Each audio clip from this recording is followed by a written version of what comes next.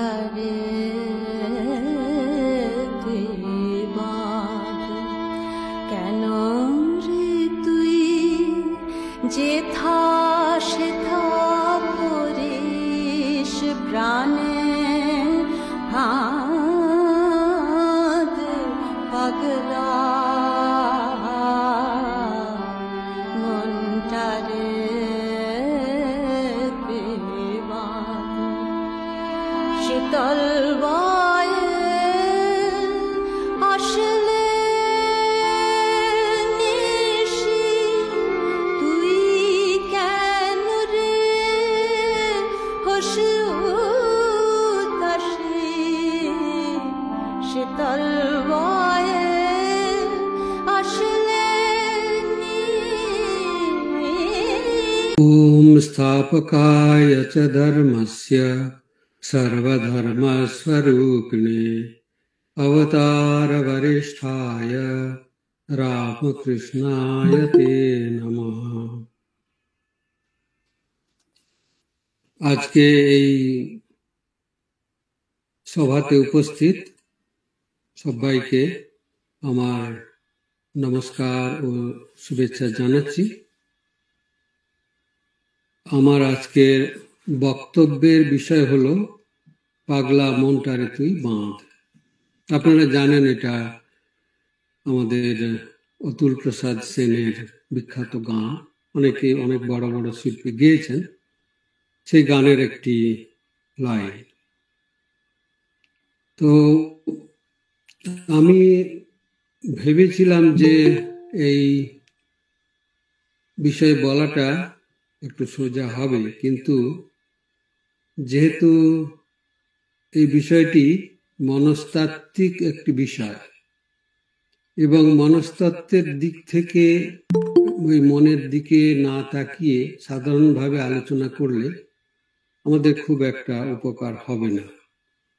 কারণ আমরা এই মনকে নিয়েই যত সমস্যায় ভুগি, আর এই মনকে দিয়েই আমাদের প্রাপ্তব্য পেতে চাই এবং গন্তব্যস্থলে পৌঁছতে চাই।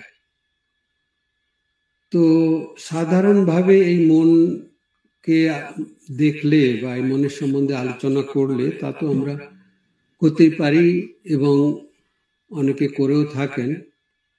আমাদের অনেক প্রশ্ন থেকে যায়, সেজন্য আমি একটু বিশ্লেষণাত্মক আলোচনা করতে চাইছি, যাতে সবারই সবসময়ের জন্য একটি উপকারী বিষয় হয়ে যায়। আমরা জানি যে শ্রীরামকৃষ্ণ বৈষ্ণবদের শাস্ত্র উল্লেখ করে বলেছেন যে গুরু কৃষ্ণ বৈষ্ণব তিনের দয়া হলো, একের দয়া বিনে জীব ছাড়ে খারে গেল।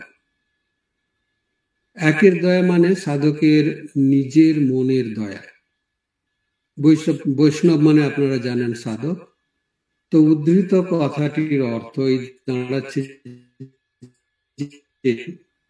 আমাদের নিজেদের মনের শক্তির কাছে ওই তিনজনের শক্তি অক্ষম হয়ে গেল, গুরু কৃষ্ণ আর বৈষ্ণব। গুরুর শক্তিও অক্ষম হয়ে যাচ্ছে, কৃষ্ণের শক্তিও অক্ষম হয়ে যাচ্ছে, আর বৈষ্ণব মানে নিজের শক্তিও অক্ষম হয়ে যাচ্ছে। শ্রী শ্রী মা সারদা দেবীর পার্থিব জীবনের শেষ বাণী আপনারা স্মরণ করতে পারেন, যে মা বলছেন দোষ কারো দেখো না। এই নিষেধের কারণ হিসেবে তিনি বললেন নিজের মনটাকে ওই স্তরে নামিয়ে না এনে কেউ কখনো কারো দোষ দেখতে পারে না। এটি মনস্তত্ত্বের একটি অমোঘ সত্য। এই সাধারণ সত্যটি যদি আমাদের কাছে সত্য বলে মনে হতো, তাহলে আমাদের অনেক সমস্যার, মনকে নিয়ে সমস্যার সমাধান হয়ে যেত। আবার শাস্ত্র এবং সন্তরা এভাবেও বলছেন যে এই মন দিয়েই আমাদের মনের ওপারে যেতে হবে। উপনিষদ তাই মনের এই বিপরীতমুখী দুই শক্তির কথা এইভাবে বলছেন যে মনয়েব মনুষ্যানাম কারণম বন্ধ মোক্ষয়োঃ, অর্থাৎ মনই মানুষের বন্ধন ও মুক্তির কারণ হয়। আর শ্রী শ্রী ঠাকুর সোজা করে কথাটি বললেন, জীব মনেতেই বদ্ধ, মনেতেই মুক্ত। তার মানে হলো বন্ধন ও মুক্তির ব্যাপারটি মনের মধ্যে। অর্থটি কিন্তু খুবই গভীর। আমরা সেই বিষয়ে একটু ভেবে দেখার চেষ্টা করব। আমরা এখন সেই অসীম শক্তিধর মনটিকে আমাদের বুদ্ধির উপযোগী করে একটু বোঝার চেষ্টা করব। এটি সত্যিকারে একটি মন তোলপাড় করা ব্যাপার, মানে কি মানস সমুদ্র মন্থনের মতো কাজ। আসলে কাজটি খুবই গুরুত্বপূর্ণ, তাই আমাদের সাবধানে এগোতে হবে। অন্যদিকে এতে আবার সুবিধাও আছে, কারণ আমাদের সবারই তো একটি মন আছে, যদি ইতিমধ্যে সেটি আমরা হারিয়ে না ফেলি। আমরা আমাদের নিজেদের মনটিকে নিয়ে বেশ নাড়াচাড়া করব ভাবছি। আমি বিষয়টিকে মনের ব্যবচ্ছেদ ও বিশ্লেষণ পর্যায়ে নিয়ে গিয়ে বুঝতে চেষ্টা করব, সেটা আগেই বললাম। তাতে আমাদের সকলের সুবিধা হবে। স্বামী বিবেকানন্দ বলছেন, মনের নিয়ন্ত্রণের পূর্বে মনটাকে পড়া দরকার। আমাদের কর্তব্য মনটাকে প্রথমে ধরা, তারপর ঘুরে বেড়ানো মনটাকে টেনে নিয়ে এসে একটি চিন্তায় নিবিষ্ট করা। আমাদের এই প্রচেষ্টাটির বারবার পুনরাবৃত্তি করতে হবে। ইচ্ছা শক্তির প্রয়োগ করে আমরা মনটিকে ধরব, এটির ঘোরাঘুরি বন্ধ করব এবং এটিকে ঈশ্বরের মহিমায় নিবিষ্ট করব বলে স্বামীজি বললেন। রাজযোগের ব্যাখ্যাতে তিনি বলছেন। আমি বলছিলাম যে মনটিকে বোঝা একদিক দিয়ে সোজা, আবার এটাও বলতে হবে যে অন্য দিক দিয়ে দেখলে এটিকে বোঝা কঠিন, সেটা আমরা জানি। বোঝাটি সোজা হয়েছে কারণ আমরা মনের ব্যবহার করি সর্বদা, আর কঠিন হয়েছে কারণ আমরা এটিকে কখনো ঠিকভাবে মনঃসংযোগ করে বোঝার চেষ্টা করিনি। তার কারণ আছে, যেমন বললাম, এটি একটি মন তোলপাড় করা ব্যাপার। ধরুন আপনি কোনো বিষয় নিয়ে গবেষণা করছেন, আপনি কি কি নিয়ে গবেষণা করবেন না, প্রথমত আপনি কোন বিষয় নিয়ে কাজ করবেন তা ঠিক করলেন। তাহলে ব্যাপারটা এই দাঁড়ালো যে একজন হলেন গবেষক, আর তিনি একটি গবেষণার বিষয় নিয়ে গবেষণা করবেন। গবেষক গবেষণার বিষয়, সেখানে গবেষক এবং গবেষণার বিষয় বা বস্তু এ দুটি আলাদা থাকে। কিন্তু মনকে বোঝার ক্ষেত্রে মনকে দিয়েই মনকে বোঝার চেষ্টা করতে হবে। এ যেন কোনো শল্য চিকিৎসক নিজের শরীর ব্যবচ্ছেদ নিজেই করছেন, সেই ধাঁধার মধ্যে আমরা পড়ে গেলাম। কিন্তু উপায় নেই। স্বামীজি যেরকম বললেন যে মনটাকে দিয়েই মনটাকে ধরতে হবে, বেচারা মনকে দিয়েই মনকে বোঝার চেষ্টা করতে হবে।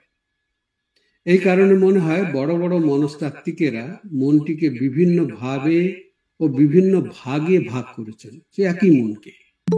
যেমন স্বামীজি ওই রাজযোগেতেই বলছেন, মনটাকে ধরার সবচেয়ে সহজ উপায় হলো শান্ত হয়ে বসে মনটিকে তার যেদিকে ইচ্ছে যেতে দেওয়া।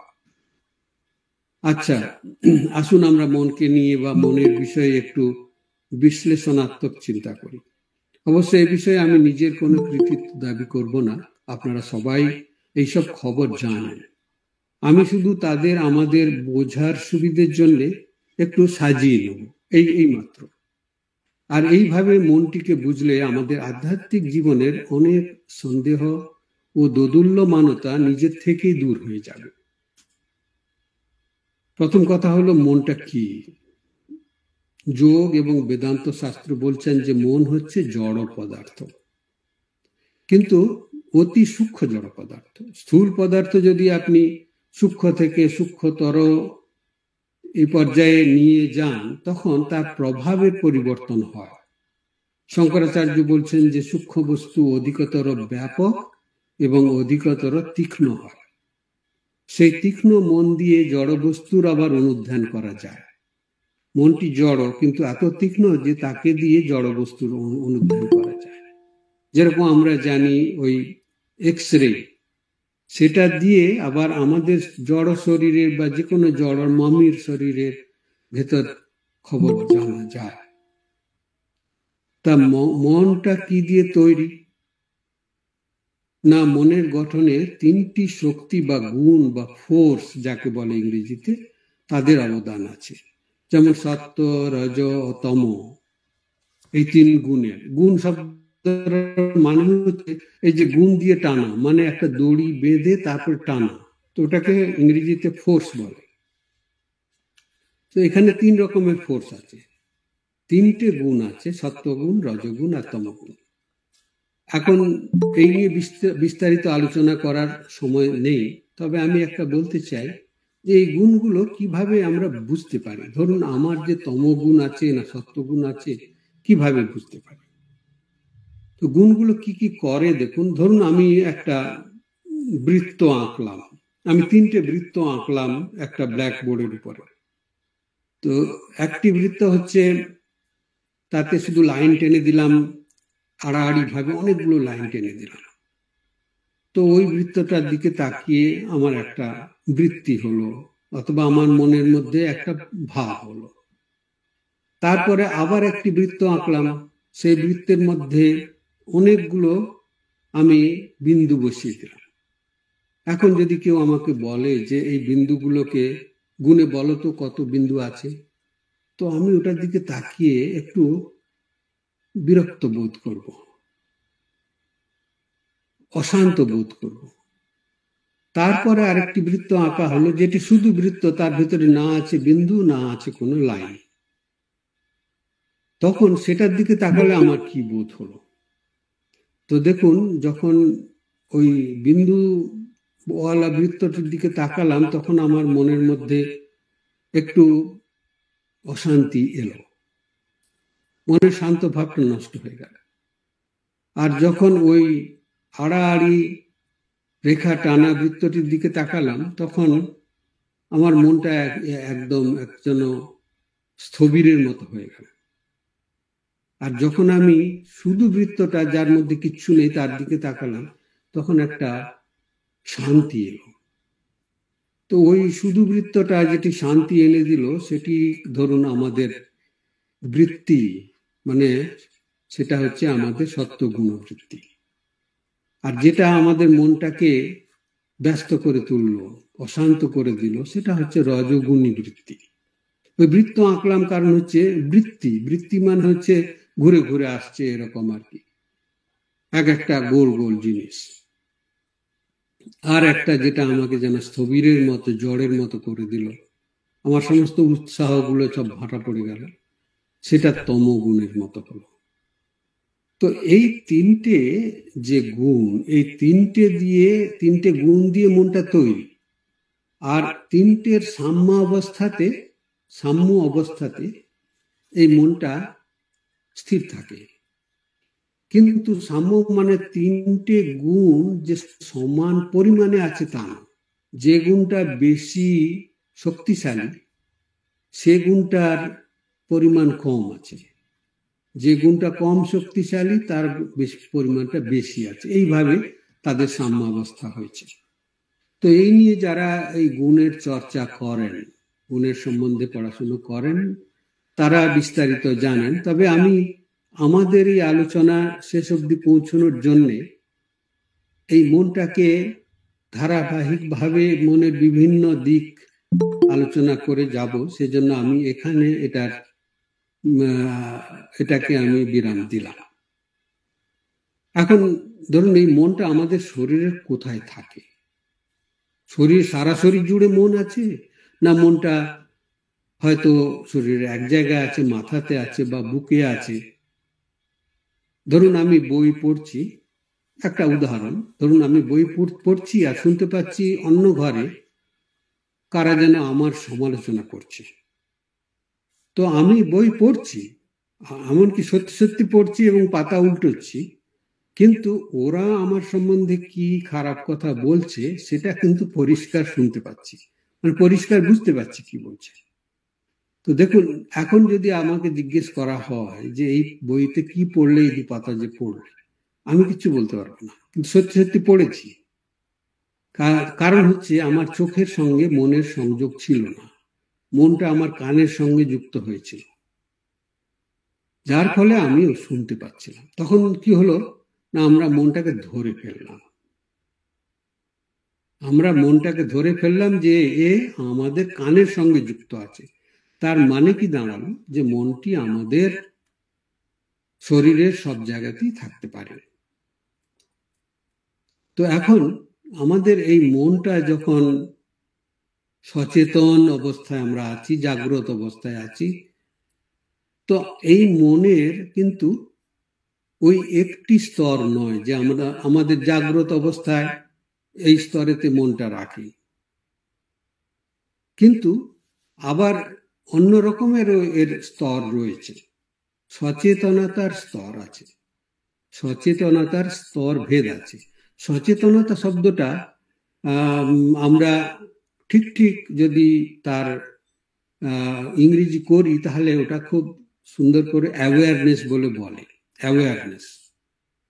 তো এই আমাদের যে সচেতনতা, নিজেদের সম্বন্ধে সচেতনতার বা অ্যাওয়ারনেসের তিনটি স্তর আছে: শারীরিক স্তর, মানসিক স্তর আর আধ্যাত্মিক স্তর।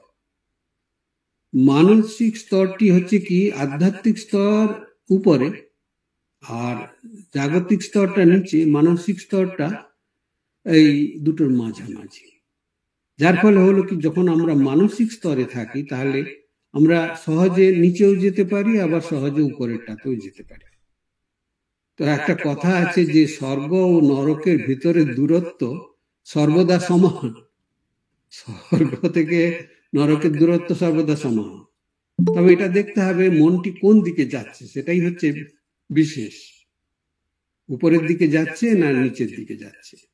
যীশু খ্রিস্ট বলছেন যে স্বর্গের প্রবেশদ্বারটি বেশ ছোট, কারণ খুব কম লোকই সেদিকে যায়, কিন্তু নরকের দ্বারটি বেশ বড়। বাইবেলেতে বলছে wide is the gate that leads to destruction, মানে হেল। তো উনি বলছেন যে দেখবে সেখানে অনেকের ভিড়, সেই জন্য অনেকের ভিড় বলে নরকের কোম্পানি দরজাটাকে বড় করে দিয়েছে, বড় করতে বাধ্য হয়েছে, কারণ তার চাহিদা অত বেশি। তো এই কথাটি বললেন যীশু খ্রিস্ট সেখানে, বড় ভীতিকর খবর আর কি আমাদের জন্য। দৃগ্দৃশ্যর বিবেক নামক বইতে আরো একটু বিস্তারিত করে মনের অবস্থা সম্বন্ধে জানানো হয়েছে। মনের অবস্থান, কোথায় মন থাকে, সেখানে আমাদের হাতে এই সেখানে দেখুন আমরা ধাপে ধাপে এগুতে পারি, মানে এক ধাপের পিছনে আর এক ধাপ, তার পিছনে আরেক ধাপ, তার পিছনে আরেক ধাপে, এইভাবে আমরা ভেতরের দিকে যেতে পারি। তো ওই বইতে বলছেন যে দৃশ্য যে বস্তু, যেটা আমরা ধরুন আমি একটা জিনিসের দিকে তাকিয়ে আছি, এই যে দৃশ্য বস্তু, তার পিছনে তার একজন দ্রষ্টা আছে, সেই দ্রষ্টাটির নাম চক্ষু। তার পিছনে আবার, মানে চক্ষুর পিছনে আবার তার দ্রষ্টা হচ্ছে দর্শনেন্দ্রিয়, ইংরেজিতে যাকে অপটিক নার্ভস বলছে। আবার সেটির পেছনে হচ্ছে মন। এই হচ্ছে মনের অবস্থান, এই ধাপে ধাপে। আবার মনের পিছনে তার দ্রষ্টা হচ্ছে বুদ্ধি। আমরা এই বুদ্ধির পারে আর বেশি যাচ্ছি না, কারণ আমাদের সেই সময় নেই। তো ওই দৃগ্দৃশ্য বিবেকেতে ওই মনটাকে ওইখানে স্থাপন করলেন, যে যত আমরা ভেতরের দিকে যাব তত মনটাকে আমরা এইভাবে ধরতে পারবো। একটা জিনিস দেখছি মানে এই নয় যে সেই জিনিসটার অস্তিত্বের জন্য আমরা দেখতে পাচ্ছি, অথবা আমার চোখের জন্য দেখতে পাচ্ছি, অথবা আমার যেটা বললাম যে মনের পেছনে যে চোখের পেছনে যে চোখের ইন্দ্রিয় রয়েছে, যেটাকে অপটিক নার্ভস বলছে, সেন্টার, তা না, তার পেছনে যে মনটি আছে সেটি যদি এগুলোর সঙ্গে যুক্ত না থাকে তাহলে এগুলোর কোনো মানেই থাকে না। তো এখন এই মনের কর্মদক্ষতাটা কিরকম, কি করতে পারে, ফ্যাকাল্টিটা কিরকম, ইংরেজিতে যাকে বলে ফ্যাকাল্টি। আমরা জানি মনকে 4 ভাগে ভাগ করা হয়েছে তার কর্মক্ষমতা অনুযায়ী। বলছে মন, বুদ্ধি, চিত্ত ও অহংকার। আপনারা পড়েছেন, যেমন বললাম যে আমি খালি সাজিয়ে দেব। মন, বুদ্ধি, চিত্ত ও অহংকার। তো এইটি হচ্ছে তার চারটে ফ্যাকাল্টি বা কর্মক্ষমতার নাম। এখানে মন মানে হলো যে নিরবচ্ছিন্ন ভাবে রকমারি চিন্তা করতে থাকছে, যেটা, সেটা মন। মন, বুদ্ধি, চিত্ত, অহংকার। মনটা কি না, যেটা নিরবচ্ছিন্ন ভাবে চিন্তা করতে থাকে, সারাদিন ধরে চিন্তা করেই যাচ্ছে। বুদ্ধি কি হলো না, বুদ্ধি ওই চিন্তাগুলোর মধ্যে যে চিন্তাটি আমার দরকার বা আমার দৃষ্টি আকর্ষণ করছে, সেই চিন্তাটাকে ধরে নিয়ে একটু আরো চিন্তা করলাম বেশি করে, বুদ্ধি ওটা নিয়ে বিচার করলো কি করা যায় এটাকে। তারপরে চিত্ত আছে। যদি বুদ্ধি মনে করলো যে এই যে জিনিসটা আমার মনের সামনে ভেসে উঠেছিল, যেটাকে আমি ধরে ফেললাম, এটাকে আমি ফেলে দেব না, এটা নিয়ে আমি বুঝতে পারলাম যে এটাকে ধরে রাখতে হবে, তখন ওটা চিত্তের মধ্যে, মানে যেখানে সংস্কারগুলো জড়ো হয়ে থাকে, সেই চিত্তটা হচ্ছে একটা আমাদের স্টোর হাউস বলে ইংরেজিতে, সেখানে আমরা ওটাকে জমা করে দিলাম। আর তারপরে অহংকার আছে, আপনারা এটা নিয়ে তো শুনেছেন অনেকে। এখানকার এই অহংকার মানে যে আমি আমি আমি ভাবটা যেটা জাগিয়ে দিচ্ছে, সেটা মন থেকেই হচ্ছে। সেই মনের সেই অংশটিকে বলা হচ্ছে অহংকার। আসলে মন হলো একটি, এটি যখন খালি চিন্তা করে তখন এটিকে মন বলি। যখন কোনো চিন্তাকে ধরে নিয়ে সেটির বিষয়ে সিদ্ধান্ত নেয়, তখন সেই মনটিকেই আমরা বুদ্ধি বলি। এরকম ভাবে যা বললাম, যেমন ধরুন আপনি ছেলে মেয়ের সম্বন্ধে, বাবা অথবা মা, দাম্পত্য সম্বন্ধে স্বামী অথবা স্ত্রী, সেই একই আপনি স্কুলে গিয়ে শিক্ষক, দোকানে বাবু বা মালকিন, এই সমস্ত হচ্ছে না। ব্যক্তি একই, এখানে বস্তুটি একই, মন, কিন্তু তার বিভিন্ন কার্যক্ষমতা থেকে তার বিভিন্ন নাম দেওয়া হয়েছে। এখন এই মনের কতগুলো নিজস্ব স্তর আছে। মনের ভেতরে, নিজের ভেতরে, সম্পূর্ণ মনের নিজের ভেতরে অন্তত তিনটে স্তর আছে: চেতন স্তর, অবচেতন স্তর ও অতিচেতন বা অতি সচেতন স্তর। আমরা ইংরেজিতে বলি conscious mind, subconscious mind and super conscious mind, অতি সচেতন। তো চেতন অবস্থা মানে যখন আমরা জাগ্রত অবস্থায় আছি। অবচেতন মানে সহজ করে বলতে গেলে যখন আমরা স্বপ্ন অবস্থায় আছি। আর অতি চেতন মানে যখন আমরা এটাকে এভাবে বুঝলে মনে হয় আরো ভালো হবে, যে আমরা যখন স্বপ্ন অবস্থা থেকে জেগে উঠি তখন জাগ্রত অবস্থায় আসি কিনা। তাতে কি পরিবর্তন হলো? ধরুন স্বপ্নে আমি দেখছিলাম যে আমাকে একটি বাঘে তাড়া করেছে, তা জেগে উঠলে দেখবো যে সেই বাঘটি, যেটি এতক্ষণ সত্যি ছিল, তা এখন মিথ্যে হয়ে গেছে। তবে মিথ্যে মানে এই নয় যে আমার বাঘের অভিজ্ঞতাটা হয়নি, এটা আমি বলতে পারবো না। সত্যি মানে হচ্ছে যে আমি যতক্ষণ ওই স্বপ্নটা দেখছিলাম ততক্ষণ এটা সত্যি ছিল।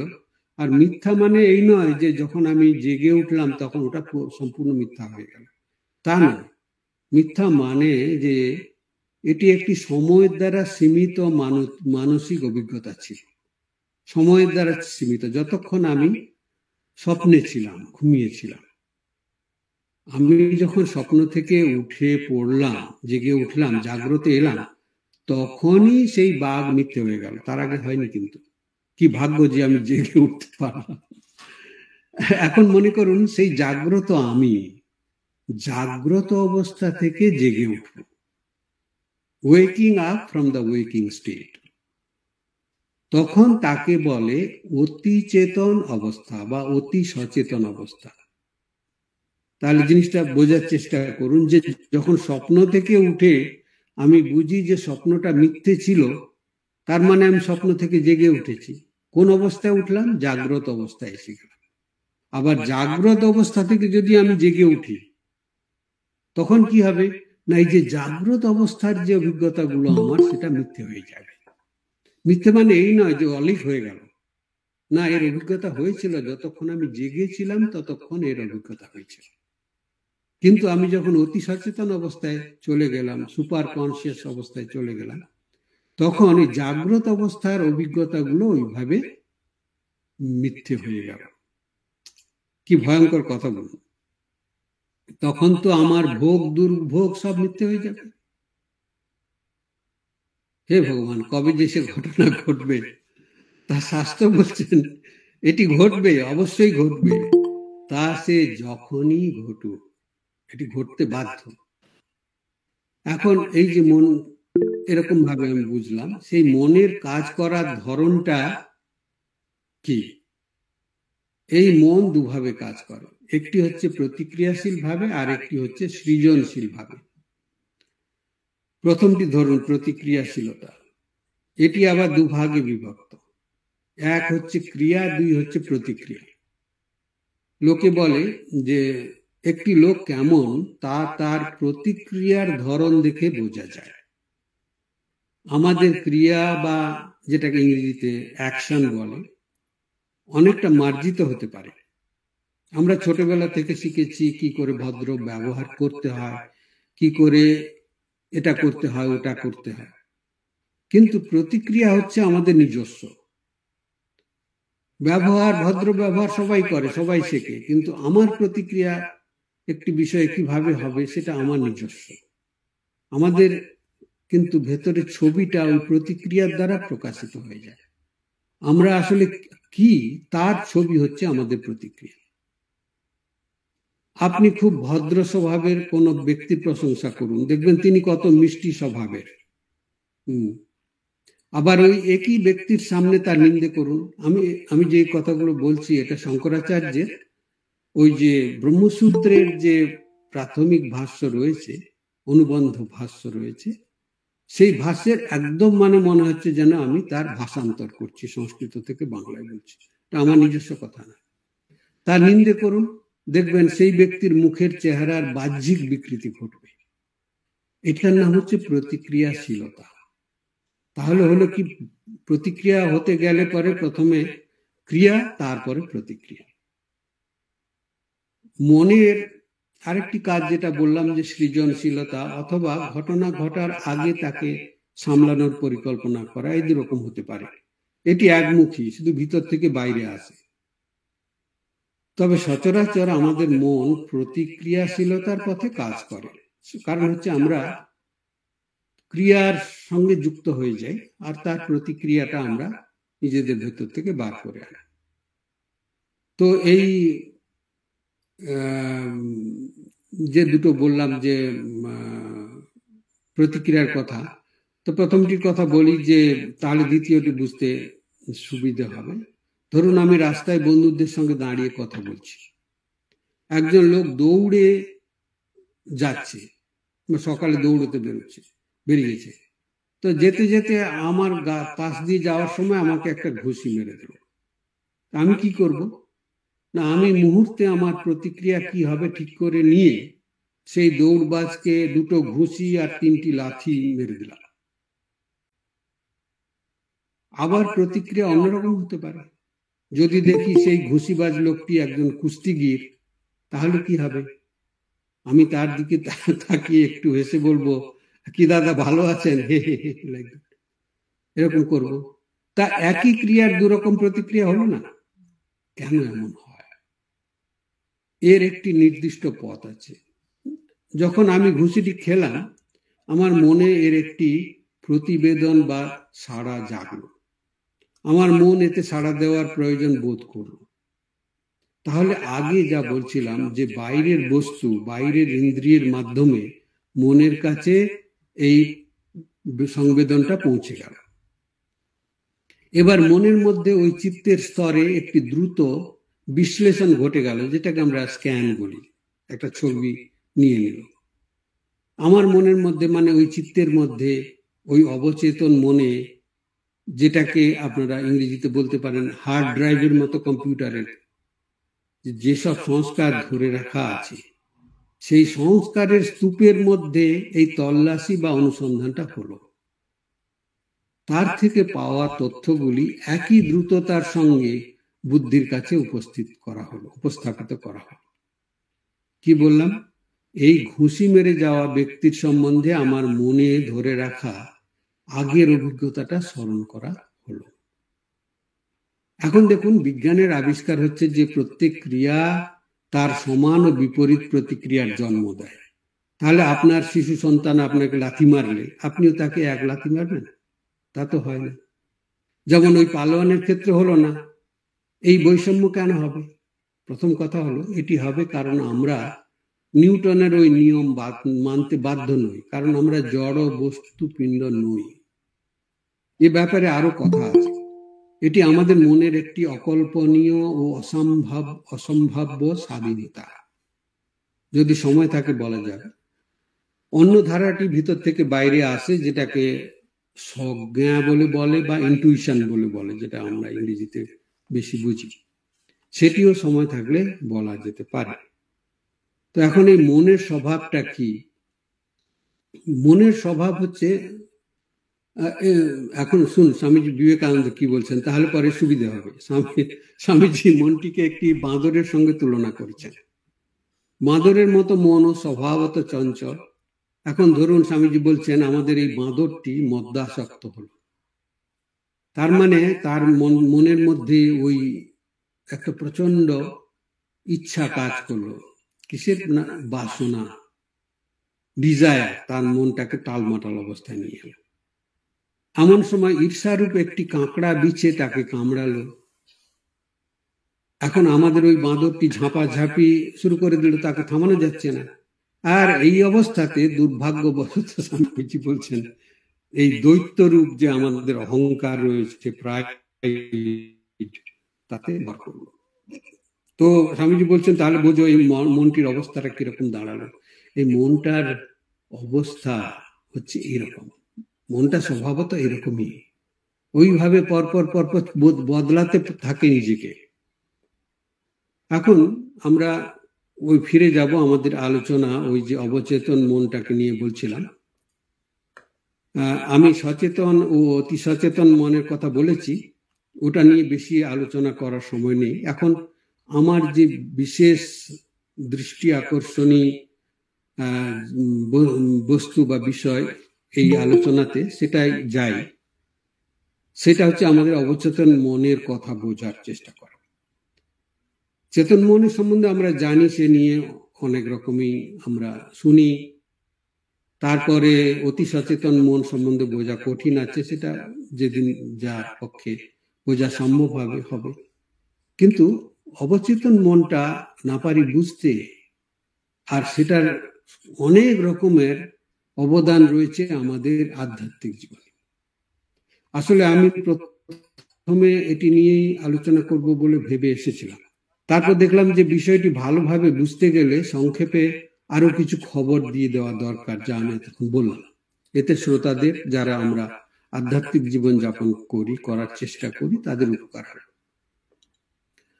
তা যা বলছিলাম, আমাদের অবচেতন মনটি এখন ওই যে বললাম কম্পিউটারের হার্ড ডিস্কের মতো হয়ে গেল, যেখানে আমাদের সমস্ত সংস্কার স্তূপীকৃত ভাবে জমা হয়ে রয়েছে। এইসব সংস্কার মনের সব রকমের অবস্থায় ব্যবহার করার জন্য উপলব্ধ থাকে, চেতন অবস্থায়ও, অবচেতন অবস্থায়ও, অতি সচেতন অবস্থায়, সর্বদা সব রকম অবস্থায়, মানে জাগ্রত অবস্থায়, স্বপ্ন অবস্থায়, সুষুপ্তি অবস্থায়, সব অবস্থাতে এই মনের সংস্কারগুলো উপলব্ধ থাকে। তাই যোগসূত্র, বেদান্ত এবং এমনকি আধুনিক বিজ্ঞানের মতেও এই অবচেতন মন সদা জাগ্রত। এটি যেমন সুষুপ্তি অবস্থায় জাগ্রত, তেমনি স্বপ্ন অবস্থায় জাগ্রত, আবার তেমনি জাগ্রত অবস্থায়ও জাগ্রত। তাই নিজের মনকে কখনো ফাঁকি দেওয়া যায় না, কখনো ঘুম পাড়িয়ে দেওয়া যায় না এই অবচেতন মনকে। চেতন মন ঘুমোতে পারে।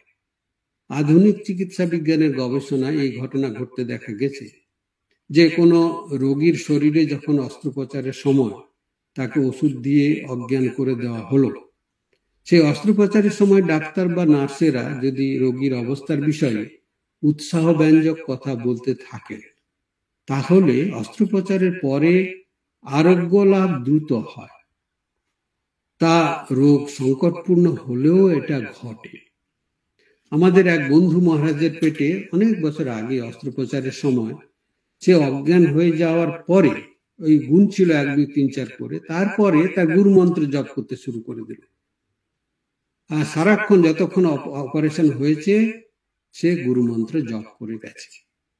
তাহলে বোঝা গেল যে মনটিকে আরো ঠিক করে বলতে গেলে অবচেতন মনটাকে অচেতন করা যায় না। চেতন মন অচেতন হয়ে গেলেও সে জেগে থাকতে পারে, এই অবচেতন মন জেগে থাকতে পারে। ভাবতে পারেন ব্যাপারটা কি? আমি দুটো উদাহরণ দেব। আপনারা নিশ্চয় জিম করবেটের নাম শুনেছেন। আমার মনে হয় যতদূর মনে পড়ে তার যে বইটা আছে জাঙ্গল লোর বলে, সেই বইতেই ঘটনাটি আছে।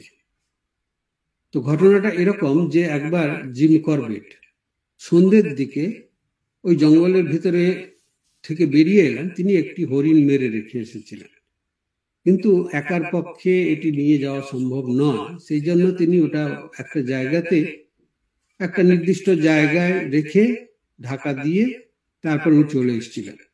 এসে গ্রামে এসে তিনি ওই কয়েকজন লোককে ডেকে ঠিক জায়গাটা উনি বলতে চাইলেন যে অমুক জায়গায় আমি ওই হরিণটিকে রেখে এসেছি, তোমরা সকালে গিয়ে ওটা নিয়ে এসো। তো ওরা বললো, তুমি কোনো কিছু নিদর্শন রেখে এসেছো কি, যে যা দেখে দেখে আমরা সেখানে পৌঁছতে পারবো? জিম করবেট চিন্তা করে দেখলেন, না সেটি তো হয়নি। চাপা দিয়ে এসেছেন, কিন্তু ঠিক কিভাবে গেলে ওটাকে পাওয়া যাবে ওটা তিনি ঠিক সেরকম করে কোথাও নিদর্শন রেখে আসেনি। সেই জন্য উনি ওদেরকে বললেন যে উনি আবার নিজে চলে গেলেন। চলে গিয়ে তারপরে হরিণটির জায়গাতে ওই নিদর্শনগুলো রেখে উনি ফিরে এলেন। পরের দিন সকালে উঠে ওনার একটা অভ্যেস ছিল, ওই জুতোর নিচ থেকে সব মাটি টাটি পরিষ্কার করে, জুতোটিকে পরিষ্কার করে আবার যখন বেরোবেন তখন পরে যেতেন। তো উনি জুতো পরিষ্কার করতে গিয়ে দেখলেন যে জুতোর নিচেতে লাল মাটি লেগে রয়েছে। উনি চিন্তা করে পেলেন না যে উনি ওই দিক দিয়ে গেলেন কখন। উনি যে রাস্তা দিয়ে ফিরে এসেছিলেন সেই রাস্তা দিয়ে উনি আবার গিয়ে হরিণটিকে সে নিদর্শন লাগিয়ে রেখে আবার সেই রাস্তা দিয়েই ফিরে এসেছেন। আর সেই রাস্তাতে তিনি জানেন কোথাও ওই লাল মাটি নেই, লাল মাটি আছে অন্যদিকে। তো উনি ওই দিক দিয়ে কখন গেলেন? তো তিনি তখন ওটা জানার জন্য ওই ভোরবেলাতে উনি ওদিকে চলে গেলেন। তো গিয়ে দেখলেন যে উনি যখন ফিরে দ্বিতীয়বার যাচ্ছিলেন নিদর্শন রাখার জন্য, তার আগে একটু বৃষ্টি হয়েছিল, সেই জন্য ওই লাল মাটি ওনার পায়ে লেগেছে। তো বৃষ্টি হওয়ার ফলে তো হয়েছে কি, উনি যে পরে দ্বিতীয়বার গেছেন তখন তার পায়ের ছাপটা ওই জঙ্গলের রাস্তার উপরে পড়েছে, মানে দাগ ছিল। তো উনি দেখলেন যে একই রাস্তা দিয়ে ফিরে যাওয়ার সময় খানিকটা যাওয়ার পরে তো উনি দেখলেন যে ও সামনে সামনে একটি বাঘও হেঁটে গেছিল। তো উনার ওই বাঘের পায়ের ছাপের উপরে উনার পায়ের ছাপ পড়েছে। তারপরে দেখলেন একটা জায়গাতে গিয়ে বাঘটা নিচের দিকে নেমে গিয়ে একটা ছোট ঝোপের মধ্যে লুকিয়েছিল যে জিম করবেট ওদিক দিয়ে গেলে পরে তার উপরে ঝাঁপিয়ে পড়বে। কিন্তু জিম করবেট কেন জানি না, তিনি আর ওই পথে যাননি। ওখান থেকে আড়াআড়ি ভাবে ওই সামনের ওই লাল মাটিওয়ালা অংশটি, জঙ্গলের অংশটির উপর দিয়ে হেঁটে চলে গেছিলেন এবং সেখান দিয়ে ফিরে এসেছিলেন। তো উনি বুঝতে পারলেন না যে উনি সত্যি ওদিক দিয়ে গেছিলেন কিনা, কারণ ওনার মনেই পড়ছে না ওদিক দিয়ে উনি ওইভাবে কখনো যেতে পারেন। তো উনি বলছেন যে এটা আমার অত বছরের জঙ্গলেতে থাকার ফলে, ভয়ের মধ্যে থেকে থেকে এই সমস্ত জন্তু জানোয়ারের মধ্যে বাস করে তার একটা অবচেতন মনে একটা ছাপ পড়েছিল। আর সেটা এত গভীর যে যেখানে তার চেতন মন এই বাঘটা সম্বন্ধেও জানে না, সে অবচেতন মন তাকে বাঁচিয়ে ওইভাবে অন্য রাস্তা ধরে নিয়ে গেছিল। তো জিম করবেট তো আধ্যাত্মিক পুরুষ ছিলেন না, তিনি এই জন্য এটার নাম দিলেন, এই যে ধরনের একটা অতি লৌকিক ঘটনা। তিনি বললেন এটা হচ্ছে জঙ্গল সেন্সিটিভিটি। তিনি জঙ্গলে থাকতে থাকতে জঙ্গলের সম্বন্ধে তার অনুভূতিটা অতি প্রবল হয়ে গেছে। আসলে এটা আমরা জানি যে এটা ওই যেটা আমরা এতক্ষণ বললাম যে অবচেতন মনটি কিন্তু সজাগ থেকে যে এইভাবে শিক্ষিত হয়েছে জঙ্গলের মধ্যে থেকে তাকে বাঁচিয়ে দিল। দ্বিতীয়টি হলো আমাদের শ্রী শ্রী ঠাকুরের জীবনের ঘটনা, আপনারা সবাই জানেন, কিন্তু একটি বিশাল ঘটনা মনস্তত্ত্বের ক্ষেত্রে। স্বামী বিবেকানন্দ তখন নড়েন, শ্রী শ্রী ঠাকুরকে পরীক্ষা করার জন্য তার বিছানার তোষকের নিচে একটি টাকার মুদ্রা রেখে দিয়েছিলেন। ঠাকুর ধাতু স্পর্শ করতে পারতেন না, আপনারা এই ঘটনা পড়েছেন। ঠাকুর তো এই সম্বন্ধে কিছু জানতেন না, কিন্তু হলোটা কি, ঠাকুর ওখানে এসে ওই বিছানায় বসে পড়ার সঙ্গে সঙ্গে লাফ দিয়ে উঠলেন। কেন লাফ দিয়ে উঠলেন? না, তিনি বোধ করলেন যে একটা কাঁকড়া বিছের মতো যেন কেউ কিছু একটা কামড়ে দিল তাকে। তো এটা কি হলো না, ঠাকুরের মনটা, অবচেতন মনটা, এটা চেতন মন তো জানে না। আর অচেতন মন যদি কিছু থাকে সেটা সম্বন্ধে আমাদের যোগসূত্র বা বেদান্ত কিছু বলে না। যদি কিছু থেকে থাকে সে তো জানবেই না, অচেতন। তো এই অবচেতন মনেতে ওই ঠাকুরের যে সংস্কার, যে তিনি এই কোনো কিছু এভাবে ছুঁবেন না, তো সেটা তাকে এই অবস্থায় তাকে সতর্ক করে দিল। তাহলে দেখুন, যখন চেতন মনটি ঘুমিয়ে পড়েছে অথবা অচেতন হয়ে গেছে, অথবা যখন চেতন মন জাগ্রত অবস্থার কোনো ঘটনা সম্বন্ধে অজ্ঞ, তখন সদা জাগ্রত অবচেতন মন তাকে সাহায্য করছে। এই অবচেতন মনে ধরা থাকে আমাদের সব অভিজ্ঞতা লব্ধ সংস্কার, আধ্যাত্মিক সংস্কার, জাগতিক সংস্কার, ভালো সংস্কার, মন্দ সংস্কার, আমাদের সমস্ত বোঝাটা ওইখানে। এইসব অভিজ্ঞতা হয় সাধারণত আমাদের চেতন মন দিয়ে। আমরা যে সব অভিজ্ঞতা সংস্কার রূপে সঞ্চয় করে রেখেছি, এগুলো আমাদের চেতন মন দিয়েই হয়েছে বেশিরভাগ। কাজে চেতন মনের সাহায্যে অবচেতন মনকে আমরা তৈরি করতে পারি, তৈরি করা দরকার। আমাদের যে জপ, ধ্যান, পূজা, পাঠ ইত্যাদির অর্থ হলো এই অবচেতন মনকে তৈরি করা নিয়ে কাজ করা। ওই যে মহারাজের কথা বললাম, যে তার যখন শল্য চিকিৎসা চলছে, তার কাটাকুটি হয়ে গেছে, তার ভেতরেও তার অবচেতন মনের থেকে ওই যেটা আমরা বললাম যে ইনটিউশনের মতো, সজ্ঞান মতো কাজ করে, স্বাভাবিকভাবে ওই মন্ত্রের উচ্চারণ হয়ে চলেছে। দেখুন, চেতন শরীরটাও মানে এখন অচেতন হয়ে পড়ে গেছে, কিন্তু তিনি মন্ত্র উচ্চারণ করে যাচ্ছে। ডাক্তার নার্সেরা তো শুনেছে। তো এই যে আগে ক্রিয়া প্রতিক্রিয়ার কথা বললাম, জপ, ধ্যান, পূজা পাঠ, সত্য কথা বলা, সৎভাবে জীবনযাপন করতে চেষ্টা করা ইত্যাদির দ্বারা অবচেতন মনটার উপরে কাজ করা যায়। তখন আমাদের প্রতিক্রিয়াগুলির উপরে নিয়ন্ত্রণ আসে, কারণ প্রতিক্রিয়াগুলি ঠিক হওয়ার আগে অবচেতন মনের প্রতিক্রিয়াগুলোকে আমরা যখন কি ধরনের প্রতিক্রিয়া করব সেটা যখন আমরা বুঝে নিই বা ঠিক করে নিই, তার আগে ওই অবচেতন মনের সংস্কার স্তূপের মধ্যে ওই যে বললাম যে তল্লাশি হয়। সৎ পথে এবং আধ্যাত্মিক পথে জীবনযাপন করলে সংস্কারের ওই যে সংস্কারগুলো আছে ওইগুলোর পরিবর্তন ঘটানো যায়। সেটা যোগসূত্রে বিস্তারিতভাবে আলোচনা করেছেন। আর তখন একই ধরনের ক্রিয়ার জন্য ভিন্ন প্রকারের প্রতিক্রিয়া করতে অসুবিধে হয় না। ওই যে বললাম যে একজন মানে একটা শিশু যদি তার বাবা মাকে একটা লাথি মেরে দেয়, বাবা মা উল্টে লাথি মারে না। আবার কোনো লোক যে আমার সবসময় যে আমার ভদ্রতার সুযোগ নেয়, তাকে আমি উল্টে দুটো চড় কষিয়ে দিতেও দ্বিধা করি না। কাজে একই ধরনের ক্রিয়ার ফলে জন্যে দু রকমের প্রতিক্রিয়া হয়। আমরা শিখে যাই কখন কিলের বদলে কিল দিতে হবে, ঘুষির বদলে ঘুষি দিতে হবে। এবং যেটা সবচেয়ে গুরুত্বপূর্ণ হলো যে আমরা শিখে যাই কখন তা করা উচিত নয়। আমরা শিখে যাই কখন আমরা আমাদের নিজেদের মনটিকে নিয়ন্ত্রণ করব। এই জড় বস্তু বা জড় জগতের যে নিয়ম রয়েছে যে প্রতিক্রিয়ার একটা বিপরীত সমান প্রতিক্রিয়া হবে, সেটার শিকার আমরা হই না। এই মনকে এইভাবে শিক্ষিত করতে হবে।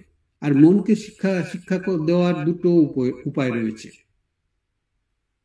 আসলে আমরা কি চাই সেটি আগে ঠিক করা দরকার।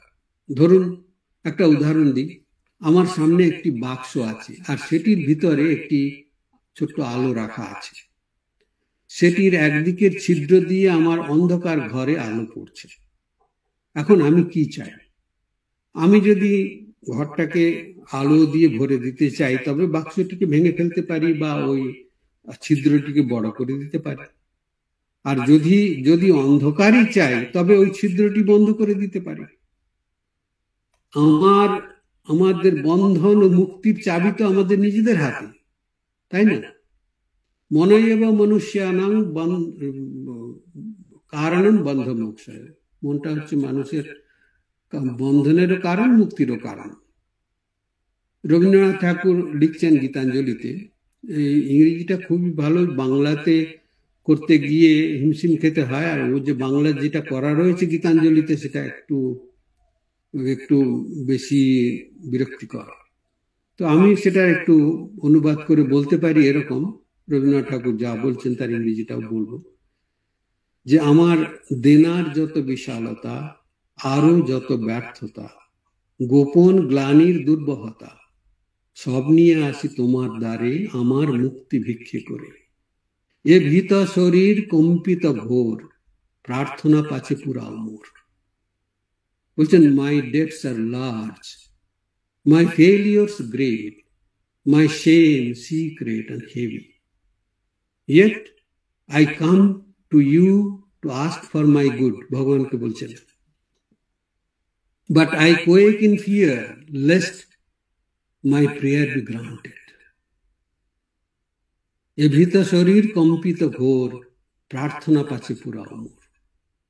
অর্থাৎ আমি কি বা কে সে তো আমি জানি, তবু কেন জানি না আমি ভগবানের কাছে আমার মুক্তির প্রার্থনা করার দুঃসাহস রাখি। কিন্তু এদিকে ভয় আছে, ভগবান যদি আমার প্রার্থনা মঞ্জুর করে দেন, মুক্তিটা দিয়ে দেন, তাহলে তো সব মুশকিলে পড়ে যাবে। ঠাকুর বলছেন না, বলছে মৃত্যুর সময়তে ছেলেরা বলছে বাবাকে বলো হরে কৃষ্ণ কৃষ্ণ কৃষ্ণ হরে হরে। বাবা বলছে অত লম্বা কথা বলতে পারবো না, ওই প্রদীপের সলতেটা কমিয়ে দিয়ে তেল পড়ে যাচ্ছে বেশি। তো এই আর কি, আমাদের এই জগতের সম্বন্ধে আমাদের এত যোগ হয়ে গেছে, আষ্টে পৃষ্ঠে এমন ভাবে জড়িয়ে গেছি, ভগবান মুক্তি যদি দিয়ে দেন সেটাও একটা বিপদের কথা। এই হলো আমাদের অসহায় অবস্থা, আমরা চাইলেও পারছি না। সেই কথাটা রবীন্দ্রনাথের এখানে বলা আছে, আই কোয়েক ইন ফিয়ার, আমি ভয়েতে কেঁপে মরে যাচ্ছি। তার জন্য স্বামীজি যেটা বললেন যে আমাদের ইচ্ছা শক্তির দরকার আছে, শ্রীকৃষ্ণ বলছেন, সবাই সে কথাই বলছেন, আমাদের ইচ্ছা শক্তির বিকাশের দরকার আছে। ইচ্ছা শক্তিটি কি জিনিস?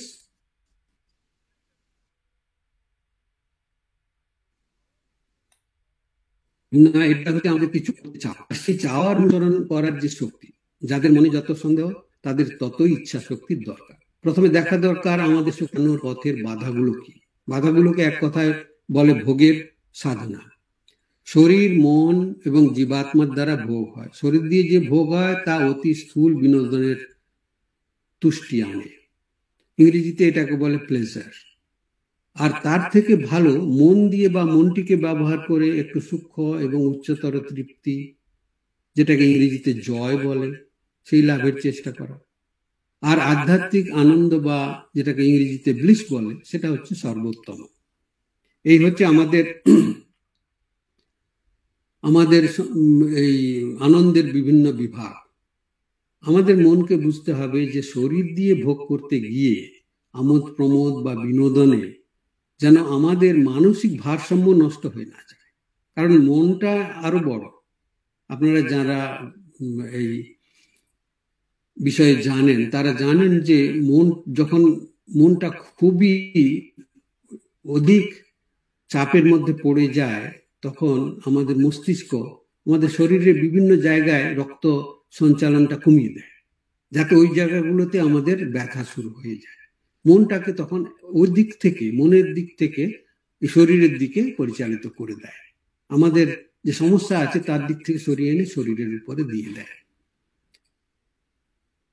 আর এটা ভালো যে আমরা যদি মনের মানসিক তৃপ্তির জন্য শরীরটাকে ব্যবহার করি, কারণ সেটা উচ্চতর তৃপ্তি।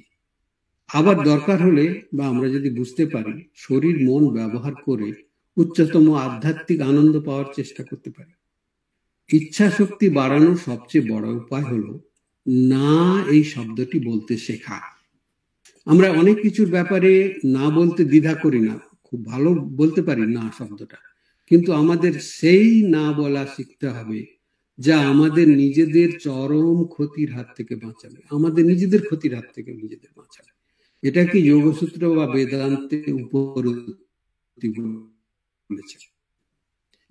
দার্শনিক বা সন্ত সক্রেটিস একবার এথেন্সের বাজার ঘুরে এসে শিষ্যদের তার একটি বিশেষ আবিষ্কারের কথা বলেছিলেন, যে আমার অপ্রয়োজনীয় শত শত জিনিস বাজারে আছে।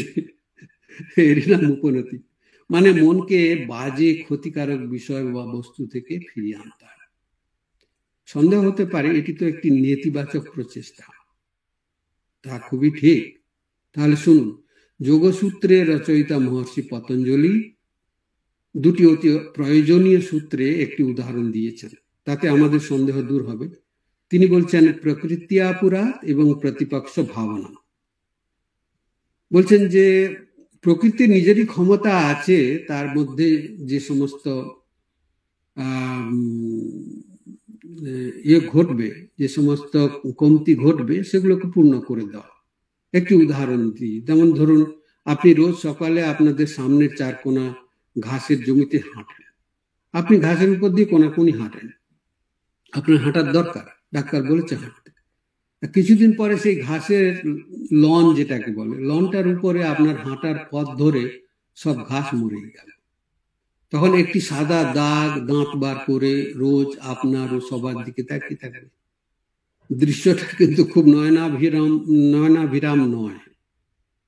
তখন আপনি এর প্রতিকারক কিছু করতে চান। ধরুন আপনি ঘাস বর্ধক পুজো করলেন, যে ঘাস বেড়ে যাবে পুজো করছেন, অথবা ঘাসেদের কাছে প্রার্থনা করলেন, হে ঘাস তুমি এই দাগের উপরে জন্মে এটিকে ঢেকে দাও, অথবা পণ্ডিত দেখে ঘাসোৎপাদক ও ঘাস বর্ধক যজ্ঞ করলেন, অথবা ঘাসেদের উপরে ও কদর্য দাগটির উপরে ধ্যান করতে বসে গেলেন। ফল হবে? হবে না। তাহলে কি করবেন? আপনাকে বুঝতে হবে এর কারণ হচ্ছেন আপনি নিজে ওদিক দিয়ে হাঁটাটা বন্ধ করে দেন। এরই নাম উপরতি। তা সমালোচকরা বলতে পারেন, তাহলে মশাই আমি কি হাঁটবো না? না, সে কথা আপনাকে কেউ বলেনি। এখানে প্রতিপক্ষ ভাবনম বলে বললেন, সেই জন্য মানে আপনি অন্য পথে, অন্য হাঁটার জন্য নির্ধারিত রাস্তায় হাঁটুন, কে মানা করছে? মুদ্রা কথা হলো নিজের ক্ষতিকারক পথের বদলে নিজের উপকারক পথের অনুসরণ করুন। বাধা হলো যে আমরা আশু সফলতার পিছনে দৌড়াই, আমাদের কোনো ধৈর্য নেই। সেজন্য ছোটবেলা থেকে তা শেখানো হয় না, আর আমরা আগাছার মতো সেভাবে বড় হয়ে যাই। সেজন্য আমরা দুর্ভোগে ভুগি। তাই না ও হ্যাঁ এই দুটো শব্দ একসঙ্গে ব্যবহার করতে শিখতে হয়। আসলে আমরা এই দুটি শব্দ সর্বদা যথেচ্ছ ব্যবহার করি, তবে অবিবেচকের মতো ব্যবহার করি। এইটুকু হচ্ছে পার্থক্য। আমরা চেষ্টা করি না তা নয়, কিন্তু চেষ্টাগুলি বেশি দিন ধরে রাখতে পারি না। এটা আমাদের অসহায়তা। আমাদের নিজেকে সম্মান না করার ফল হচ্ছে এটাই, যে আমরা নিজেদের অসহায় বোধ করি।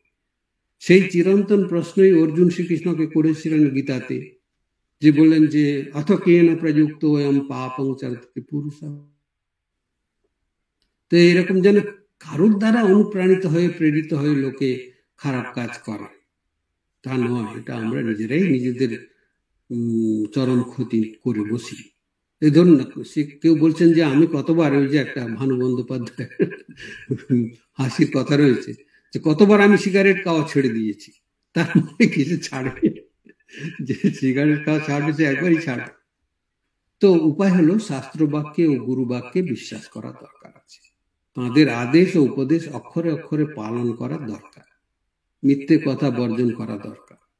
তাহলে আমি নিজে এবং অন্যরা বুঝবে যে আমি নিজেকে শ্রদ্ধা করি, আমি আমার জীবনের উদ্দেশ্য গুরুত্বের সঙ্গে অনুসরণ করি, একটু লোকেও বুঝবে, আমিও বুঝতে চেষ্টা করি।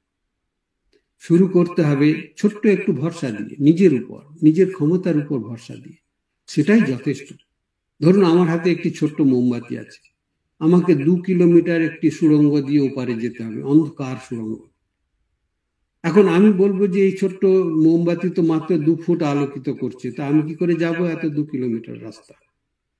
কথা হচ্ছে যে আমি যদি চলতে শুরু করে দিই, তাহলে এই ছোট্ট মোমবাতির ক্ষমতা আছে সবসময় 2 মিটার বা 2 ফুট আলোকিত করে যাবে, তা কাজে এর ক্ষমতা রয়েছে আমাকে ওপারে নিয়ে যাবে।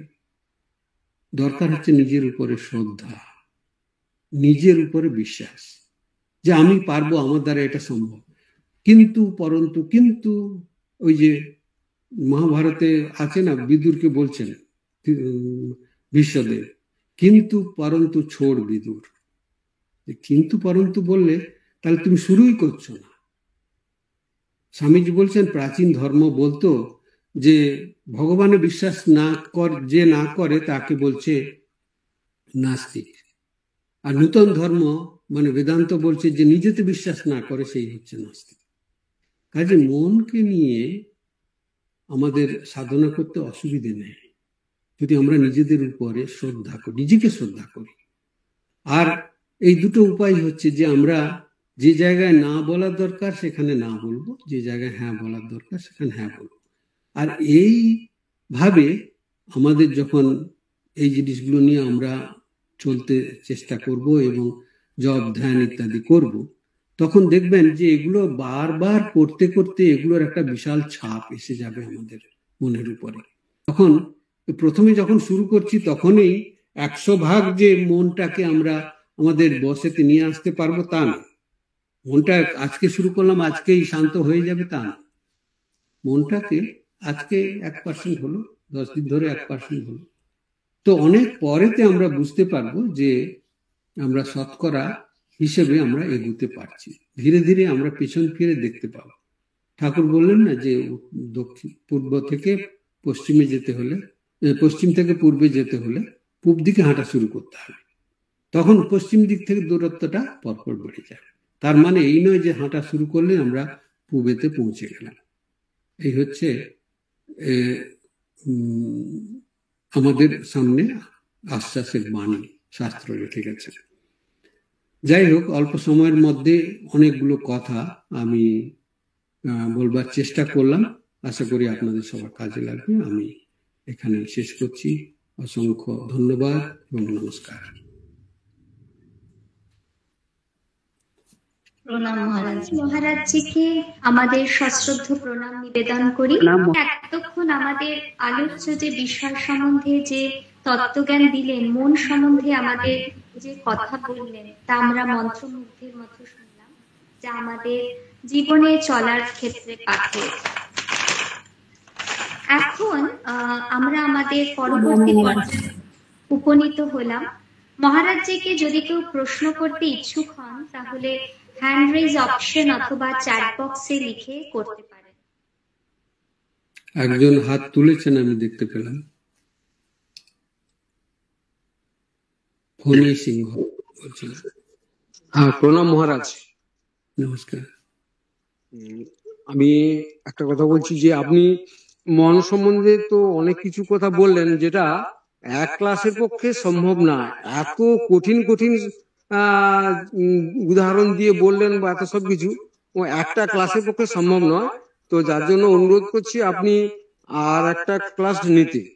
তো প্রশ্নটা হচ্ছে আমার এখানে যে আমরা এতদিন জানতাম যে মনটা কিন্তু জড় নয়, কারণ আমাদের শরীরটা জড় জড় জানি, তো শরীরের ভিতরে যিনি আছেন বা মন, তাকে এবং মন দুটো কি একই? এইখানে একটু বোঝার মানে একটু কঠিন হচ্ছে যে আত্মা এবং মন, আত্মা মানে আমাদের শরীর, মানে আমাদের শরীর যদি জড় হয় তাহলে আমাদের ভিতরে যিনি আছেন আত্মা, উনি তো সজীব, তো উনি তো মন বা উনি তো আত্মা, এইটুকু তো জানতাম। তো আপনি আজকের মনটাকে জড় বলছেন, এইটুকু একটু যদি বুঝিয়ে বলতেন আর কি। ঠিক আছে, অসংখ্য ধন্যবাদ প্রশ্নের জন্য। এটা নিয়ে অনেক কিছুই বলার রয়েছে, তবে আমি বলিনি মনটা জড়। সমস্ত শাস্ত্রেতেই, সবকিছু শাস্ত্রেতেই প্রথম থেকেই মনটাকে জড় বলে বলে আসছে, এবং আমি যেটা বললাম যেটা অতি সূক্ষ্ম, জড় হলেও এটা সূক্ষ্ম, সেই জন্য এর ব্যবহার ওইভাবেই হয়। আর শঙ্করাচার্য যেমন বলছেন যে যে কোনো জিনিস যখন খুব সূক্ষ্ম হয়ে যায় তখন তার পরিধিও বেড়ে যায়, তার তীক্ষ্ণতাও বেড়ে যায়। যেরকম আমি বললাম যে এক্স রেও তো জড় পদার্থ, কিন্তু সেই এক জড় পদার্থ দিয়ে আর এক জড় পদার্থের সম্বন্ধে খবর নেওয়া যায়। তো সেটা হচ্ছে, এটা শাস্ত্রেতে রয়েছে, এটা নতুন কিছু কথা নয়। আর যেটা আপনি বলছেন মন আর আত্মা, এই শব্দটা এমনকি শ্রীকৃষ্ণও গীতাতে বলছেন, আত্মৈব হি আত্মনা বন্ধুর আত্মৈব রিপুর আত্মনঃ বন্ধুর আত্মা আত্মনস্তস্য येन आत्मैव आत्मना जितः अनात्मनस्तु शत्रुत्वे वर्तेतात्मैव शत्रुवत्। তো এখানে অনেকগুলো আত্মা আত্মা আত্মা আত্মা করে বলছেন, তো এগুলো প্রত্যেকটার অর্থই ভিন্ন ভিন্ন। তো আত্মা হচ্ছে বন্ধুর আত্মা, এক এক মন আমাদের আত্মা, আমাদের আত্মা সেটাই হচ্ছে আমাদের মন, সে আমাদের বন্ধু হতে পারে।